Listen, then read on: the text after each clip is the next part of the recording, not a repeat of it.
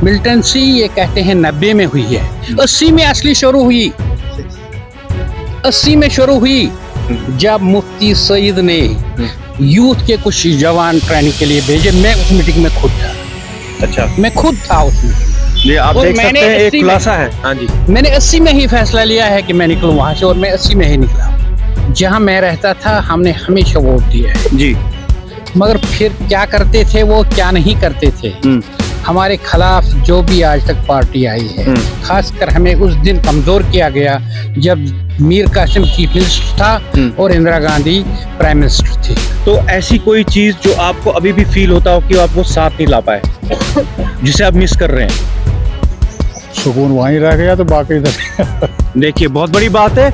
मैं अपने दर्शकों को ये बताना चाहूंगा कि तीसरी बार 4 एपिसोड्स में थर्ड टाइम ऐसा हुआ है कि कश्मीरी पंडित ने ये कहा कि इनका सुकून नहीं है। सुकून, ये वो जो कश्मीर में इनको सुकून था वो मिस कर रहे हैं। डेमोक्रेसी का जो हक है मेरा, जो मैं जिस डेमोक्रेसी में रहता हूँ उसका जो मेरा हक है, मैं पहले वोट डालने जाता हूँ और ये कश्मीरी पंडित पहले वोट डाल देता है।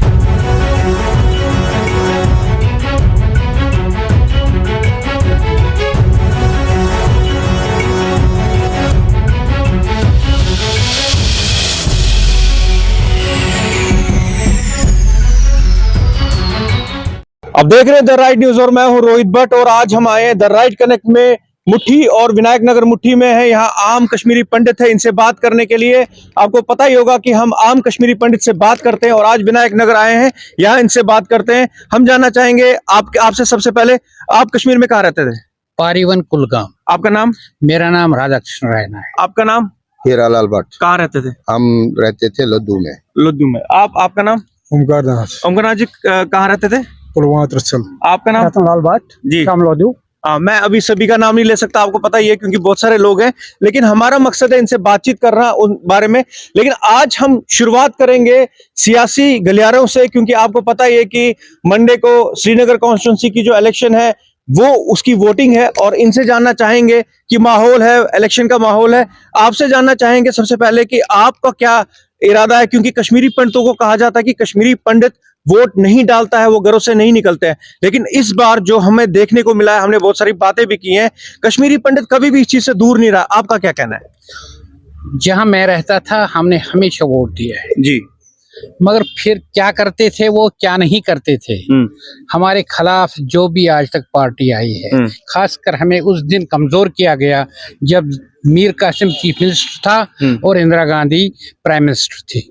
उसने एक ऐसी बिल वहां लाई जिससे कश्मीरी पंडितों की टांगे काट दी उन्होंने। वो है जरा इस्लात की बिल। सीधे हमारी जमीन उन्होंने उन लोगों में बांट दी जो हमारी जमीनें उनको मुंतकिल की गई, हमारा कोई हक नहीं रहा। उसके मुआवजे में हमें कुछ नहीं मिला। मैं अपनी कुछ उस वक्त का कहूँगा, मैं उस वक्त बिल्कुल छोटा था, मेरे पिताजी के पास कोई आमदनी नहीं थी जमीन के सिवा, ना मुझे नौकरी मिली, मैं पढ़ा लिखा भी था, तो ना हमें उस जमीन का कोई मुआवजा मिला। मैं ऐसे इलाके में रहता था जहां हम बिल्कुल, हमारी आबादी बहुत कम थी और जो जिनको जमीनें दी गई वो उनको फ्री में दी गई। अच्छा।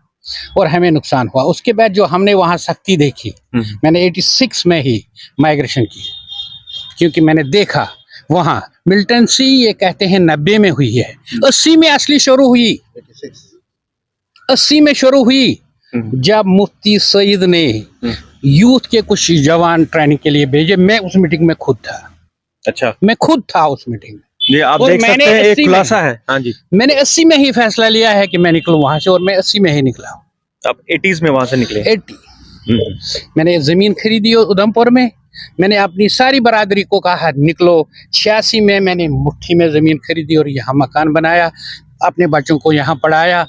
तो मगर बरादरी हमारी नहीं मानती थी, क्योंकि उनको विश्वास था नहीं हम ठीक है वहाँ। मगर मैं निकला, मैंने जो सख्ती यहाँ देखी, भगवान किसी को वो ना दिखाए जो आपने फेस देखा है। हम जानना चाहेंगे, आपसे भी जानना चाहेंगे, आप जरा थोड़ा आपसे जानना चाहेंगे कि अभी वोट का जो माहौल है ये है, आपको क्या लगता है कि बीजेपी, कहा जाता है कि कश्मीरी पंडितों की फेवरेट पार्टी है जिन्हें वोट करते हैं, लेकिन आज बीजेपी नहीं है, तो आपको क्या लगता है आप किसे वोट करेंगे? अपनी पार्टी अल्ताफ साहब के हाथ मजबूत करेंगे, क्योंकि वो सच्चे लीडर हैं, सच्चे लीडर जो कहते हैं करते हैं। आज उन्होंने मैदान में कश्मीर से 3 उठाए हैं, और हम माइग्रेंटों का, माइग्रेंट क्या कश्मीरी पंडित, पहले तो बोलते हैं मैं ये माइग्रेंट नाम हटा दूंगा। तो हम सब इस वक्त अल्ताफ साहब के हाथ मजबूत करेंगे, घर से निकलेंगे, बैट पर बटन दबाएंगे और उनको कामयाब करेंगे। हम आपसे जानना चाहेंगे, आपका नाम क्या है? रमेश कौल। कौल साहब, आप हमें ये बताइए कि जब आप कश्मीर से निकले थे तो ऐसी कोई चीज जो आपको अभी भी फील होता हो कि आप वो साथ नहीं ला पाए, जिसे आप मिस कर रहे हैं? सुकून वहीं रह गया तो बाकी इधर देखिए, बहुत बड़ी बात है। मैं अपने दर्शकों को ये बताना चाहूंगा कि तीसरी बार 4 एपिसोड्स में 3rd टाइम ऐसा हुआ है कि कश्मीरी पंडित ने ये कहा कि इनका सुकून नहीं है। सुकून, ये वो जो कश्मीर में इनको सुकून था वो मिस कर रहे हैं। आप जरा बताइए, आप जब आए थे तो कैसा माहौल रहा था, कैसे आए थे आप वहां से? जब ओवरऑल तो वैसे गड़बड़ी था, क्या क्या बोल सकता हूँ, क्या था, सामान लेके आए थे आप सारा? सामान नहीं, सामान कहाँ, थोड़ा सा लाए थे। सामान थोड़ा सा लाए थे। फिर आप आते ही कहाँ रुके थे? आते हम जम्मू में रुके, सुभाष नगर में। अच्छा, फिर आहिस्ता आहिस्ता मकान बनाया, फिर बेंगलोर चला गया मैं। जी, बेंगलोर चले गए। हम आपसे जानना चाहेंगे, आप थोड़ा आगे आ जाए, आप ही इधर ही रहिए, इधर रहिए। हाँ, तो आपसे जानना चाहेंगे, आपका नाम क्या है? ओमकारनाथ कोल। ओमकारनाथ जी, आप हमें बताइए कि आपका क्या समय रहा था? जैसे इन्होंने बोला सुकून इनका मिस है, जो अभी आज की डेट में भी नहीं है। आपका जर्नी कैसे रही थी वहां से निकलने के बाद? कितना तकलीफ झेला था आपको? बहुत खतरनाक जर्नी रही। 90 में हमें बम धमाका भी हमारे घर में हुआ है। आपके घर में? यस, मेरे अंकल को आंख का वो हो गया है। हाँ। तो हम निकले हैं विदिन 24, इट में भी फरवरी 18 और 19 शिवरात्रि के दरमियान ही हम माइग्रेट हो गए। We hired the taxi, we left the Kashmir and went to Jammu. जी जी दिस जी। हम आपसे जानना चाहेंगे, यहाँ पे आपसे जानना चाहेंगे, बात करना चाहेंगे, आपको क्या लगता है कि जो करंट सरकार थी, बीजेपी की सरकार हम कहेंगे, सेंट्रल गवर्नमेंट की सरकार थी, अभी लोकसभा इलेक्शंस हैं, उसके बाद बात चल रही है कि असेंबली इलेक्शंस भी होंगे और भी इलेक्शंस होंगे, तो आपको क्या लगता है कि जो आपका हक है वो इस सरकार आपको दे पाएगी? देखिए, इस वक्त तो हम अपनी पार्टी को ही ज्यादा प्रेफर कर रहे हैं, क्योंकि बीजेपी सरकार इधर रही बेशक, मगर हमारे लिए उन्होंने भी कुछ नहीं किया। ये तो सीधी बात है। किसने नहीं की। मतलब इस वक्त भी बीजेपी इधर है, मगर हमारे लिए कुछ नहीं किया। बाकी तो नेशनल वाइज अच्छा किया, मोदी साहब ने ठीक किया, मगर हमारी तरफ अभी नजर नहीं दी किसी ने। आपका कहना है कि जो लोकल बीजेपी है, हाँ, हमारे जेएनके की, हाँ, रीजनल पार्टी जो है वो कुछ नहीं कर रहे हैं, उनने कुछ नहीं किया हमारे लिए अभी तक। हाँ, अब हमें जो हमने पार्टी चुनी है अल्ताफ बुखारी की, अपनी पार्टी, उन्हें हमें आश्वासन दिया हम आएंगे पावर में, हम आपका हर कोई बात आगे करेंगे, आपका काम करेंगे। तो इसलिए हमें उम्मीद की एक किरण आ गई हमारे पास कि हो सकता है, अभी नहीं पक्का पता है, ये आगे टाइम बताएगा क्या है, मगर उम्मीद है। जिस तरह हम उधर गए थे, श्रीनगर भी गए थे, उन्होंने हमारे साथ ही बात किया। सबसे बड़ी बात है, उन्होंने कहा कि हम ये माइग्रेंट जो नाम जो है ना, माइग्रेंट शब्द ये आप हटाएंगे, क्योंकि आप पंडित है, इसलिए पंडित को पंडित ही बोलेंगे, माइग्रेंट नहीं बोलेंगे। ये सबसे बड़ी बात है। जी, आपको ये बात बहुत अच्छी लगी। हम बात करना चाहेंगे यहाँ पे, आप भी थोड़ा सा आगे आ जाइए। आपका नाम क्या है? रमेश पंडित। रमेश जी, हम जानना चाहेंगे कि अगर सरकार आपको वापस भेजे तो आप वापस जाना चाहेंगे? पहली बात तो ये है कि जाने का तो ऐसे भी मैं भी वैसे भी इंडिविजुअली जाता हूँ, लेकिन एक परमानेंटली 35 साल के बाद आप जा रहे हो, उसके लिए कोई ना कोई ऐसी बात जो ग्राउंड रियलिटीज को पहले उस पर रिसर्च होना चाहिए, उसके बाद फिर मेंटलिटी का, उनकी मेंटलिटी का, हमारी मेंटलिटी का। 35 साल बहुत अरसा होता है। जो गैप है ना, इस गैप को कवर करने के लिए कम से कम एक रोड मैप तो बनना चाहिए। रोड मैप बनने के बाद एक पर्टिकुलर चीजों पे फोकस किया जाता है। जैसे पहले लाइवलीहुड है, मैं जाऊंगा, मैं ओवर एज्ड हूँ, अब ना मैं इधर का रहा ना उधर का रहा। अच्छा, दूसरा जो मेरा बच्चा है जो अभी पढ़ रहा है, वो उसका क्या हिसाब किताब रहेगा, फिर वहां रहने का क्या सिस्टम रहेगा, उसके लिए बेसिकली क्या होता है कि इंफ्रास्ट्रक्चर जब तक ना होगा तब तक तो हो नहीं सकता। इंफ्रास्ट्रक्चर जब तक नहीं होगा, बहुत बड़ी बात कही आपने। हम आपसे आखिरी सवाल जानना चाहेंगे कि आप हमें ये बताइए, आप कश्मीर रेगुलरली जाते हैं? हाँ, आपको वो बदलाव लग रहा है कश्मीर में?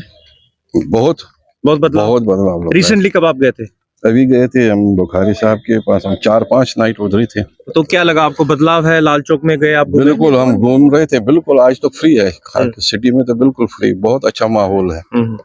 आपका वोट है? आपका किस डिस्ट्रिक्ट का वोट है, मतलब कहाँ? शोपियान का है, वो Srinagar constituency. Srinagar constituency parliament. That means Monday को आपकी वोटिंग है। वोटिंग है। तो आप क्या वोट एक्सपेक्ट करते हैं? कि ऐसा बोला जाता है कश्मीरी पंडित वोट नहीं डालता, लेकिन आज इस बार हम देख रहे हैं कि जहां जहां हमने बात की तो कश्मीरी पंडित सबसे पहले फ्रंट रनर है जो वोट डालने के इसमें है।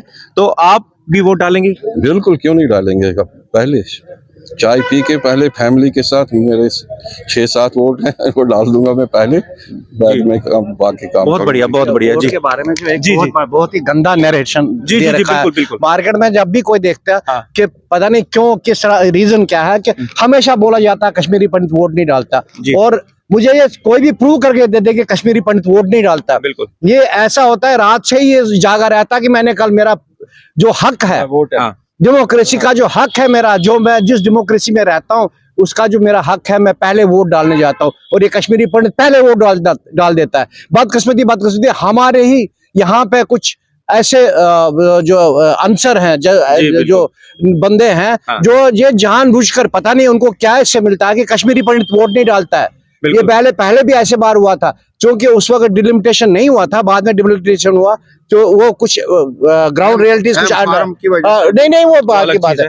ग्राउंड रियलिटीज में उन्होंने चेंजेस करे थे, एक पर्टिकुलर ग्रुप को दूसरे ग्रुप में ऐड करा था, क्योंकि उसके वजह से जो हमारी कम्युनिटी का बंदा जो खड़ा था नहीं जीत पाया, और उसके बाद यहाँ से नरेशन गया। मुझे नहीं पता ये किसने नरेट करा वहां पे सेंटर में कि कश्मीरी पंडित वोट नहीं डालता है, लेकिन रियलिटी है कि कश्मीरी पंडित वोट डालता है। बिल्कुल बिल्कुल, कश्मीरी पंडित वोट डालता है। तुम्हारी एज क्या है? मेरी एज है 21। तुम्हारा वोट बना है? हाँ, वोट बन गया? तुम पहली बार वोट डाल रहे हो? फर्स्ट वोटर हूँ मैं। फर्स्ट वोटर हो, तो इसका मतलब कौन सी कॉन्स्टिट्यूंसी से हो? मैं हूँ डिस्ट्रिक्ट अनंतनाग से। अनंतनाग से, दैट मींस तुम्हारा 25 रजौरी 26। हाँ, 25 को तुम्हारा वोटिंग है, तुम वोट डाल रहे हो? मैं डाल रहा हूँ। ठीक है, तुम्हारा नाम क्या है? मेरा नाम अरुणेश कोल है। अवनेश कौल। हाँ, आप देख सकते हैं हमारे साथ एक यंग कश्मीरी पंडित बच्चा है जो कि वोट डाल रहा है। तो सबसे बड़ी बात है, ये धारणा गलत है जो कश्मीरी पंडितों के खिलाफ ये धारणा बनाई जाती है कि वो वोट नहीं डालते, वो घरों से नहीं निकलते। और आपने देखा, आज प्रूफ देखा, लाइव प्रूफ देखा कि कश्मीरी पंडित उतना ही जिम्मेवार नागरिक है कश्मीर का वोट डालने के लिए, और ये एक यंग बच्चा है जो कह रहा है कि मैं वोट डाल रहा हूं। तो ये बात आज प्रूफ हो गई कि कश्मीरी पंडित हमेशा वोट डालता है। हमसे आखिरी सवाल पूछते हैं कि क्या आप कश्मीर जाना चाहोगे? जाना तो जरूर चाहेंगे, लेकिन आज की मेंटालिटी और आज की ग्राउंड रियलिटी का चेक देखते हुए जो आज का यूथ है वो नहीं जाना चाहता। क्यों? क्योंकि उसको डर है कि वहाँ पे मिलिटेंसी या कुछ what ever is a thing. But देखो, अगर मेरे कहने का मतलब है, जैसे इन लोगों ने इतना कुछ कहा कि पार्टी उठ रही है आपकी, आप अपनी पार्टी, बट द थिंग इसकी आप उठ रहे हैं, आश्वासन देना एक बहुत बड़ी बात है, लेकिन उस पर इम्प्लीमेंटेशन आना वो बहुत बड़ी बात है। जो चीज चाहिए इन कश्मीरी पंडित को वो उनको मिलनी चाहिए। जब वो मिलेगी ना, तब फायदा है उस चीज का, और तब ही अच्छे से, जब जो कश्मीरी पंडित चाहता है उसको एकदम तरीके से मिलेगा, अच्छे से मिल जाएगा, उसको लाइफ सेटिस्फैक्टरी मिलेगी कि हाँ भाई मैं सेटिस्फाई हूँ, मुझे ये चीज मिली, तब पलायन होने का सही मायने में सही पलायन तब होगा कश्मीरी पंडित का, जब उसको वापसी तब होगी जब वो सेटिस्फाई हो जाएगा। नहीं भाई, हाँ सच में पार्टी ने किया, आश्वासन तो मैं भी दे दूंगा भाई, मैं कल गाड़ी लेके आ रहा हूँ फॉर एग्जाम्पल के लिए, मैं गाड़ी नहीं लाऊंगा, आश्वासन देना तो बहुत बड़ी बात है, लेकिन उस पर इम्प्लीमेंट करना बहुत बड़ी चीज है। बहुत अच्छी बात बोली, बहुत बड़ी बात बोली इस बच्चे ने। वाकई में ग्राउंड रियलिटी में क्या होगा क्या नहीं होगा ये बच्चा जाना चाहता है, लेकिन आज जरूरत है कि इस जनरेशन के बच्चों को भी हमें ये चीज बतानी है, इनके दिलों से वो जो डर है उसको निकालना है और हकीकत बतानी है कि आज कश्मीर कुछ और है, आज का कश्मीर बदल चुका है। देखते रहिए द राइट न्यूज।